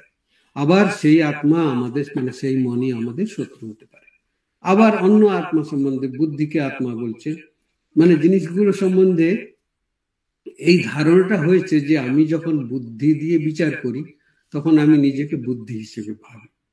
এই ধরুন আমি যখন রেগে গেলাম তখন আমার মনের যে রাগটা সেটা আমার শরীরের উপর দিয়ে প্রকাশ পেল, এবং আমি রেগে গেলাম বলছি, আসলে হচ্ছে কি মনটা রেগে গেছে। তো আমি আমার সঙ্গে মনের একাত্মতা করে ফেলি বলে তখন মনটাকেও আত্মারূপে বলা হচ্ছে। তো যেহেতু সবগুলো জিনিস একসঙ্গে ওই জটলা পাকিয়ে রয়েছে, পরস্পরের মধ্যে ওতপ্রোত হয়ে যেন মিশে রয়েছে, সেই জন্য আমরা একটাকে আরেকটা থেকে আলাদা করতে পারি না। আর সেই জন্য এই মনের সম্বন্ধে আমি এতক্ষণ যা বললাম সেটা এই মনটাকে পরিষ্কার বোঝার জন্য, আত্মা থেকে আলাদা করে বোঝার জন্য। আর সেই আত্মা হচ্ছে চিরন্তন একটা সচেতন সত্তা, তার পরিবর্তন নেই। সে কখনো রেগে যাচ্ছে, কখনো হিংসায় জ্বলে যাচ্ছে, কখনো ঈর্ষায় জ্বলে যাচ্ছে, এরকম হয় না, এটা হয় মনেতে। সেই জন্য ওই মনের সঙ্গে আমরা আমাদের নিজেদের মিশিয়ে ফেলি বলে এইভাবে এতক্ষণ আমি যে আলোচনা করলাম ওটা ওই সমস্ত শাস্ত্র থেকে একসঙ্গে গুছিয়ে ওটাকে আমি উপস্থাপন করার চেষ্টা করেছি। কথা হলো যে এই মনটাকে যদি আমি নিজে দেখতে পাই এভাবে, তখন আমি বুঝতে পারবো যে এই মনটাকে নাড়াচাড়া করতে পারি আমি। তার মানে আমি যেহেতু মন নই, তখন আমি এই মনটাকে নাড়াচাড়া করতে পারি। আর যেটা বললেন জীবাত্মা, মানে হচ্ছে সে আত্মা যে হচ্ছে মনের সঙ্গে জুড়ে রয়েছে, মনটাকে ছাড়া নয়। আর মনটাকে ছাড়িয়ে ফেললে আত্মা আত্মা হয়ে গেল, তখন জীবাত্মার রূপটা থাকে না। তো এ নিয়ে যেটা বললেন, একটা পুরো ক্লাস করলে হয়তো সম্পূর্ণ জিনিসটাকে ব্যাখ্যা করা যেতে পারে। আমি এর থেকে আর বেশি এগোবো না, তো এইটুকু আমি বলতে পারি এখানে। তো মহারাজ আমি বলছি যে আপনি এই যে সাবকনশিয়াস মাইন্ডকে, এটা একটা খুব সুন্দর কথা আমি আজকে শুনলাম, যে আধ্যাত্মিক জীবন আর আমাদের স্পিরিচুয়াল লাইফের অবজেক্টিভ হচ্ছে সাবকনশিয়াস মাইন্ডকে প্রিপেয়ার করা। তো মহারাজ, এই সাবকনশিয়াস মাইন্ডকে প্রিপেয়ার করতে গেলে আমাদেরকে repetition is the only process. যেরকম ধরুন জব করে যাচ্ছি আমরা রিপিট করতে করতে, এই যে আপনি স্যার জিম করবেটের এক্সাম্পলটা দিলেন আর আমাদের ওই মহারাজের এক্সাম্পল দিলেন, দুজনের ক্ষেত্রেই একই জিনিস উঠে আসছে যে রিপিটেশন। তো এই রিপিটেশনটা কি একমাত্র প্রসেস নাকি আরো কোনো প্রসেস আছে মহারাজ সাবকনশিয়াস মাইন্ডকে প্রিপেয়ার করার জন্য? ধন্যবাদ। ওটা একই, ওর থেকে নতুন কিছু নেই। যে শ্রীকৃষ্ণও বলছেন গীতাতে, অভ্যাসে না তো কৌন্তেয়, মানে অভ্যাস, বারবার বারবার একই জিনিস করে যাওয়া। আর যোগসূত্র বলছে অভ্যাস বৈরাগ্যাভ্যাম তন্নিরোধা, মনকে নিজের ক্ষমতার মধ্যে আনতে গেলে অভ্যাসটাই হচ্ছে করতে হবে। আর অভ্যাস করা মানে ওই যে বললাম হ্যাঁ বলার অভ্যাস করা, যেটা হ্যাঁ মানে হচ্ছে ভগবানকে ধরে চলা, সত্য কথা বলা ইত্যাদি, যেগুলো বললাম গুরু বেদান্ত বাক্যে বিশ্বাস বলে বলছেন শঙ্করাচার্য এবং শাস্ত্র। তো এই আর কি, আমাদের অভ্যেস ছাড়া কিছু নেই। আর আপনি আমাদের নিজেদের জীবনটার দিকে তাকিয়ে দেখুন না, সকাল থেকে সন্ধ্যা অবধি এগুলো পুনরাবৃত্তি ছাড়া আর কিছু নেই, তো একই জিনিসের পুনরাবৃত্তি হয়। তো সেটা তার থেকে বেরিয়ে আসতে গেলে এইসব অসুবিধা হয়। আর তার থেকে বেরিয়ে আসতে গেলে আবার অন্য একটা অভ্যেস করতে হবে। ওই যে আমি যে ঘাসের মাঠের উদাহরণটা দিলাম, ওটা ওই যোগসূত্রেতে ওটা এক্স্যাক্টলি ওইভাবে বলেন, কিন্তু ওটাকে ওইভাবে বোঝার চেষ্টা করতে হবে, কারণ ওরা ওইভাবে বলেছেন কিন্তু ওই উদাহরণটা দেন। তো ওইভাবে অভ্যেসটা মানে একটা অভ্যেস ছেড়ে আর একটা অভ্যেসে আমাদের নিয়োজিত করতে হবে, এছাড়া কোনো উপায় নেই। আর অভ্যেস না করলে জিনিসটা আমরা আয়ত্ত করতে পারি না। আমরা দেখেছি ছোটবেলায় যখন কোনো শেখাতো, আমাদের যোগ আসন শেখাতো, তখন সম্পূর্ণ যোগ আসনটা একদিন করা যায় না। একটা আসন করতে গেলে বারবার তাকে আজকে খানিকটা করা, কালকে খানিকটা করা, পরশুদিন খানিকটা করা, করতে করতে শেষকালে আমরা ওটা করতে পারি সম্পূর্ণটা। কাজে অভ্যেসের খুবই দরকার রয়েছে। আর অভ্যেস না করলে পরে মনের মধ্যে ওই সংস্কারটার সৃষ্টি হয় না। আর যে সংস্কারটা ইতিবাচক, সেই সংস্কারের সৃষ্টি হলে পরে আমাদের আর বেশি জায়গা থাকে না নেতিবাচক সংস্কার করার, আর আমাদের সময়ও থাকে না। সেই জন্য আমরা বারবারই একই জিনিস আমাদেরকে করতে হবে, এছাড়া উপায় নেই। তাছাড়া কোনো রকমের বৈজ্ঞানিক পদ্ধতিও হতে পারে না। ধন্যবাদ। ধন্যবাদ মহারাজ, প্রণাম দেবেন। মহারাজ প্রণাম। আমার একটা প্রশ্ন ছিল, এটা এই যে আপনার এই প্রসঙ্গতে যেটা আপনি বললেন না যে রাস্তা দিয়ে কেউ একজন যাচ্ছে, ধাক্কা মেরে দিল, আর তার দুরকম প্রতিক্রিয়া, সে ওকে রিভার্টও করতে পারে, নাও করতে পারে। আর যেখানে আমরা মায়ের যে কথাটা শুনি যে এটাও দোষ করলো না, আরামসে যাচ্ছিল রাস্তায়, বেমতলব ধাক্কা মারলো, ঠিক আছে, দোষ করলো একটা। তো মা বলে না যে কারো দোষ দেখবেন না, নিজের দোষ দেখবে। তো আমরাও নিজেদের দৈনন্দিন জীবনে এরকম অনেক কিছু হয়, গাড়িটা এমন পাশ ঘেঁষিয়ে চলে গেল, আমি কিছু করলাম না, অথচ আমাকে এমন ভাবে চলে গেল যে আমি হয়তো একটু আর একটু গেলে হয়তো আমাকে আমার গাড়ি চড়ে যেত। হ্যাঁ, তো এইটা কেন বলা, দোষ কেন দেখবো না? দোষ দেখে ওকে বলবো তবেই তো ঠিক হবে। মানে এটা সামাজিক ভাবেও তো দোষ তো দেখতেই হবে না, তাহলে ঠিক হবে কেমনি করে? আমি ওই লাইনটা না বুঝতে পারছি না, যে দোষ দেখবে না কারুর, নিজেরই দোষ দেখবে, তাহলে তো সাবমিসিভ হয়ে গেল। সব জিনিসই সাবমিসিভ থোড়ি না কাজ করে। তো একটু যদি এটা বুঝিয়ে দেন আমাকে।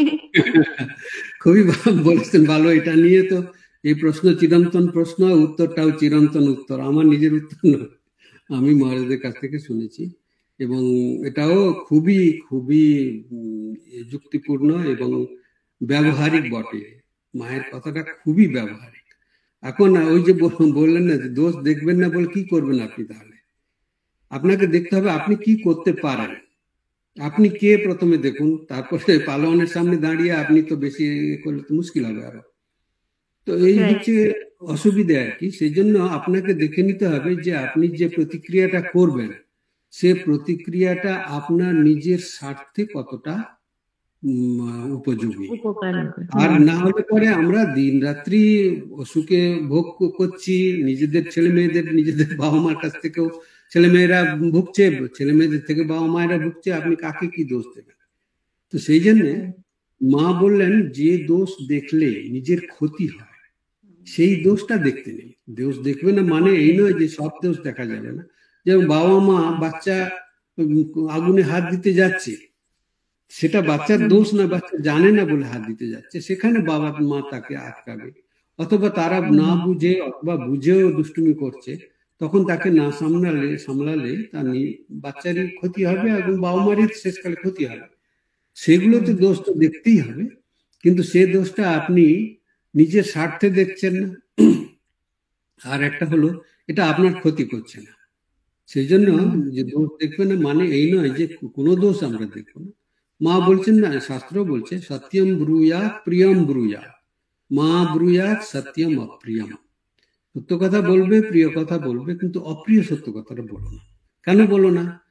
অপ্রিয় সত্য কথা বলা যায় যেখানে বললে তাদের উপকার হয়, আমাদের উপকার হয়, কিন্তু যখন বললে পরে লোকের ক্ষতি হয়ে যায়, কোথাও বলে দিলে পরে বেশি ক্ষতি হয়ে যায় উপকারের বদলে, সেখানে বলতে নেই। এই জন্য আমাদের অনেকটা ওই যে বলে না, আমাদের একটু অভিজ্ঞতার দরকার আছে জগৎ সম্বন্ধে। জগতে কোন কোন জিনিসগুলো কাজ করে, কোনটা কাজ করে না, আর কি সমস্ত আমাদের অতি আশা আঘাতপ্রাপ্ত হয়ে আমাদের ক্ষতি করে দেয়, এইগুলো সমস্ত যদি আমাদের অভিজ্ঞতা হয়ে যায় তাহলে পরে আমরা অনেকটা যেটাকে বলে ম্যাচিওর হয়ে যাই, আমরা পক্ক হয়ে যাই জগৎ সম্বন্ধে। সেই জন্য দোষ দেখবে না মানে এই নয় যে কিছু দোষ দেখা হবে না, দেখতে হবে যেটাতে আমার নিজের ক্ষতি না হয় বা অন্যের ক্ষতি না হয়। ক্ষতি না হয়। ঠিক আছে, ধন্যবাদ মহারাজ, থ্যাংক ইউ। মহারাজজি আরাধনা ধর করেছেন। মহারাজজি প্রণাম। When we sit for meditation and japa, after some times our mind start thinking different things. How can we keep our mind on the thing? Sri Thakur Maharajji, how can we train our mind? ওই কথাটা এই মাত্র আমরা আলোচনা করলাম। ওই সবসময় আমাদের অভ্যাস করে যেতে হয়। মানে একবার যখন মনটা আমাদের লক্ষ্য বস্তু থেকে অন্য জায়গায় সরে গেল, তখন মনটা আবার আমাদের মনটাকে লক্ষ্য বস্তুতে লাগাতে হয়। এই জন্য ধ্যান মানে হচ্ছে যে শাস্ত্রতে বলছেন বিচ্ছিদ্য, মানে আমাদের যে মনের লগনটা, সংযোগটা আমাদের উদ্দেশ্য বস্তুতে বা আমাদের ইষ্ট দেবতাতে লাগানোর যে চেষ্টা করা, সেটা ভেঙে যায় বারবার। এটা যদি অনবরত হতে থাকে, নিরবচ্ছিন্ন ভাবে হতে থাকে, তাহলে পরে সেটার নাম সমাধি হয়ে যায়। কিন্তু ধ্যান মানে হচ্ছে যে আমাদের চেষ্টা করে যাওয়া, বারবার ওই ছুটে যাওয়া, ছেড়ে যাওয়া মনটাকে ফিরিয়ে নিয়ে এসে আবার সেই জায়গাতে লাগানো। এটাতে ধীরে ধীরে আমাদের ক্ষমতা জন্মায় যে আমরা এটাকে ধরে রাখতে পারি। তো আমাদের ওইভাবে আমাদের মনঃসংযোগটা ওইভাবে আমাদের অভ্যেস করতে হয়। না, আমরা জানি এটা বারবার ভেঙে যায়, আবার আসে, যায় আসে, এরকম দোদুল্যমান অবস্থায় থাকে, কিন্তু চেষ্টার বাড়া আর কোনো রকম বড় উপদেশ নেই, আর ব্যবহারিক কিছু নেই। চেষ্টা করেই যেতে হবে, ওইভাবে করতে হবে, এছাড়া কোনো উপায় নেই। তাহলে মহারাজ,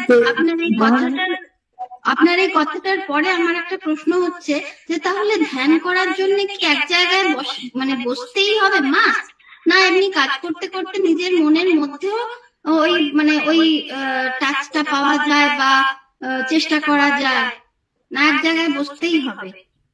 ধ্যান করতে হলে এক জায়গায় বসতেই হবে। চলে বেড়ালে শরীরটাই যদি স্থির না হলো, মনটা কি করে স্থির হবে? কারণ আপনারা জানেন শরীর মন পরস্পরের সঙ্গে যুক্ত হয়ে থাকে, ইংরেজিতে বলে সাইকোসোম্যাটিক। সেটা রয়েছে, একটা আরেকটার সঙ্গে যুক্ত, একটার অভ্যাস দিয়ে একটাতে অভ্যাস জন্মানো যায়। কাজেই চলতে ফিরতে জপ করা যায়, কিন্তু ধ্যান করা যায়। যখনই আপনি যে কোনো অবস্থায় থাকুন জপ করা যাবে, কিন্তু ধ্যান করতে হলে পরে শরীরটাকে আগে শান্ত করতে হবে, তারপর তো মনটা শান্ত হবে। ধন্যবাদ মহারাজ। মহারাজ প্রণাম। একটা প্রশ্ন আছে ছোট, বলছি মহারাজ, হঠাৎ মনে যদি নিরাশা আসে তাহলে কিভাবে মনকে কন্ট্রোল করব বা কিছু করব? নিরাশা আসে মানে সবারই আসে, কারোর যে এমন কেউ নিরাশা মুক্ত লোক তো নেই জগতে। আশা নিরাশায় দোদুল্যমান আমাদের মন থাকলে নিরাশা আসবে। সেই জন্য হচ্ছে কি সবচেয়ে বড় হলো যে ভগবানের কাছে প্রার্থনা, আর হচ্ছে সৎসঙ্গ। এই যে ধরুন আপনারা এতজন সবাই মিলে বসছেন, আর একসঙ্গে বসে জপ ধ্যান করা অনেকে, সেগুলোতে আর পড়াশুনো করা, শাস্ত্র পাঠ করা অথবা ভালো বই টই পড়া, একসঙ্গে সৎসঙ্গ, তো সেটাতেও অনেক উপকার হয়। যখন আমরা নিরাশায় ভুগি তখন সৎসঙ্গে গেলে কি হয়, ওই জিনিসটা থেকে মনটা সরে আসে এবং আমরা দেখি অন্যরা অনেক ভালোভাবে জীবন কাটাচ্ছে, তাদের থেকে আমরা অনেক কিছু শিখতে পারি, আমাদের মনে অনুপ্রেরণা জাগে, তখন নিরাশা থেকে বেরিয়ে আসাটা সোজা হয়। এই দুটি মাত্র উপায়। আর অনেক রকমের সমস্ত যাকে বলে কলা কৌশল রয়েছে, ট্রিক বলে, সেগুলো খুব একটা উপকারী বলে আমরা জানি না। তো আধুনিক যুগে অনেক রকম এই যে মদ্যাসক্তি থেকে মুক্ত করানোর জন্য যত সমস্ত ব্যবস্থা রয়েছে, লোকদের ধরে ধরে নিয়ে গিয়ে সেই সমস্ত জায়গায় রেখে চেষ্টা করা হয়, খুব একটা উপকার হয় বলে মনে হয়। কিন্তু অ্যালকোহলিক্স অ্যানোনিমাস বলে একটা সংস্থা রয়েছে, যারা ওই লোকেদের যারা মদ খাচ্ছে তারা গিয়ে নিজেদের মধ্যে আলোচনা করে, ভগবান সম্বন্ধে আলোচনা নিশ্চয়ই করে, কারণ ওদের যে চার্টার রয়েছে তাতে যে নিয়মগুলো রয়েছে তাদের বেশিরভাগ নিয়মই ভগবান সম্বন্ধে বলা আছে। তো ওরা দেখবেন ওরা বসে একসঙ্গে নিজেদের সম্বন্ধে আলোচনা করে যে আমি চেষ্টা করলাম তারপর পারলাম না, আমি 3 দিন সক্ষম হলাম, আমি 5 দিন সক্ষম হলাম।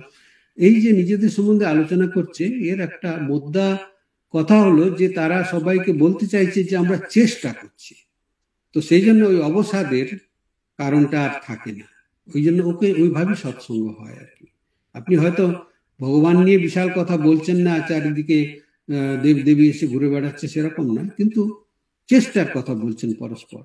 তো ওই জন্য সৎসঙ্গেতে গেলে দেখবেন যে আমাদের থেকে অনেক উন্নত মনের লোকেরা রয়েছে, আমাদের থেকে উন্নত ধরনের জীবন যাপন করছে, এরকম লোকেদের আমার সামনাসামনি দেখতে পাবো, তখন উৎসাহ হবে এবং এই অবসাদ থেকে আমরা বেরিয়ে আসতে পারবো। আচ্ছা মহারাজ, প্রণাম। আসলে মনটা অস্থির হয়ে যায় যখন, না তখন বই পড়তেও যেন কেমন একটা লাগে। এই জন্য পরস্পরের সঙ্গে যোগাযোগ রাখলে ভালো। মহারাজ, আমি প্রণাম নেবেন, আমি একটি প্রশ্ন করছি। স্বামীজি বলছেন মন এবং হৃদয়ের মধ্যে যদি দ্বন্দ্ব উপস্থিত হয় তখন হৃদয়ের কথা শুনবে। হ্যাঁ, তো এই যে কথাটা বলছেন, মনও যা হৃদয় তো সেইখানে একই মানে একই জিনিস দাঁড়াচ্ছে, সেক্ষেত্রে আপনি একটু আলাদা করে তাৎপর্যটা বুঝিয়ে বলুন। না, ঠিক স্বামীজি মন ঠিক বলছেন না, বলছেন মস্তিষ্ক। মস্তিষ্ক এবং হৃদয়ের মধ্যে মস্তিষ্ক আর হৃদয়ের মধ্যে যদি দ্বন্দ্ব হয় তাহলে পরে হৃদয় অনুসরণ করবে। মস্তিষ্ক বলতে স্বামীজি কি বোঝাচ্ছেন না, খালি শুকনো এই বিচার, শুকনো বিচার করে বিচার এবং হৃদয়ের মধ্যে যদি দ্বন্দ্ব আসে, আমি শুকনো বিচার করে দেখছি এই লোকটাকে সাহায্য করা উচিত নয়, কিন্তু হৃদয় বলছে আমি সাহায্য করব। মায়ের কাছে তখনকার দিনে সাধুরা গিয়ে প্রশ্ন করলো মাকে, দেখুন ছোট করে মা কিন্তু সমাধান করছেন। মায়ের কাছে গিয়ে প্রশ্ন করলো যে বেনারস আশ্রমেতে, সেবাশ্রম যেখানে হাসপাতাল রয়েছে, সেখানে রুগীদের জন্য আমাদের এই এক্সরে করা, তারপরে বিভিন্ন রকমের সব সাহায্য করার ব্যবস্থা রয়েছে, তো দামগুলোও খুব কম আছে। তো ওরা দেখলেন যে অনেক লোকে যাদের প্রচুর পয়সা রয়েছে, টাকা দিয়ে করাতে পারেন, তারাও এসে এই সুযোগটা দুর্ব্যবহার করছে। তো মাকে প্রশ্ন করা হলো কি এইভাবে এদেরকে কি করা যায়। মা বললেন যারা চিত হস্ত করে চাইছে তাদের দেবে, যারা হাত পেতে চাইতে এসেছে তারা ভিখারি, তারা চাইছে, সে কত বড় লোকই হোক না কেন, তো তাকে দেবে। বড় কথা হচ্ছে যে আমি দেবো, মানে আমরা দেব তাকে, তো সেটা হচ্ছে হৃদয় থেকে দেব। তখন মস্তিষ্কে বিচার করলে ও আর তল পাওয়া যাবে না। তো সেইভাবে মানে এটা ভাবনা, হৃদয়টা হচ্ছে ভাবনা, সেটা হৃদয়ের ভুল হতে পারে, তাতে নিজে হয়তো আমরা ভুগবো, কিন্তু মস্তিষ্কের ভুল হলে নিজেরাও ভুগবো, অন্যদেরকেও ভোগাবো। সেই জন্য স্বামীজি বলছেন যে দ্বন্দ্ব উপস্থিত হলে নিজে বরং ভুগে, তাতে আধ্যাত্মিক লাভ আছে, কিন্তু নিজেও ভুগলাম অন্যকে ভোগালাম, সেটা না করলে ভালো। এটা স্বামীজি বলতে চাইছেন। বুঝলাম মহারাজ, প্রণাম নেবেন। আমরা আমাদের দেবত্ব সমাবেশের আজকে অন্তিম পর্বে চলে এসেছি। দেবত্ব সমাবেশের সমাপ্তি সঙ্গীত নিবেদন করবেন শ্রদ্ধেয়া তাপস্বী মিত্র দিদি। শুভ সন্ধ্যা। দিব্যত্রয়ী শ্রী চরণ কমলে আমার আভূমি লুণ্ঠিত প্রণাম জানিয়ে ও মহারাজজিকে আমার সশ্রদ্ধ প্রণাম জানিয়ে এবং উপস্থিত সকল ভক্তমণ্ডলী চরণে প্রণাম জানিয়ে আমি একটি মায়ের গান নিবেদন করছি। আমায় দে না নামের পাগল করে, আমায় দে না নামের পাগল করে, আমি অশ্রুতে ভাসবো স্থলে, দে না নামের পাগল করে। আমি কানায় কানায়, আমি কানায় কানায় রইব ডুবে তোর কথা মা তোর ভাবে, কানায় কানায়, আমি কানায় কানায় রইব ডুবে তোর কথা মা তোর ভাবে, শুনবো না কারো কথা কানে, আমি শুনবো না কারো কথা কানে, তোর মধুর নামের সুর ধরে, দে না নামের পাগল করে। আমায় দেবে ছেড়ে, আমায় দেবে ছেড়ে সংসারেতে লাগবো না কোনো কাজে, দেবে ছেড়ে সংসারেতে লাগবো না কোনো কাজে, মন হারাবো তোর পদতলে, আমি মন হারাবো তোর পদতলে, তোর মধুর মধুর নাম করে, দে না পাগল করে। আমায় দে না নামের পাগল করে। আমি বিপদে সম্পদে সুখে অপমানে হাসবো মুখে, বিপদে সম্পদে সুখে অপমানে হাসবো মুখে, ডরবে সবাই বিধির বিধিরে, রাজ করবো তোরই কোল জুড়ে, দে না নামের পাগল করে। আমায় দে না নামের পাগল করে। আমি বলবো তোরই, আমি বলবো তোরই মধুর সে নাম, ভাসবো তোরই মুখে, বলবো তোরই মধুর সে নাম, ভাসবো তোরই মুখে, ফুল পাবো অকুল সংসারে, আমি কুল পাবো অকুল সংসারে, তোর অভয় নাম করে, দে না নামের পাগল করে। আমায় দে না নামের পাগল করে।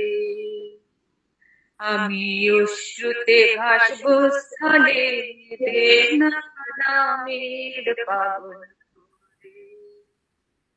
আমায় দে না নামের পাগল করে। আমায় দে না নামের পাগল করে।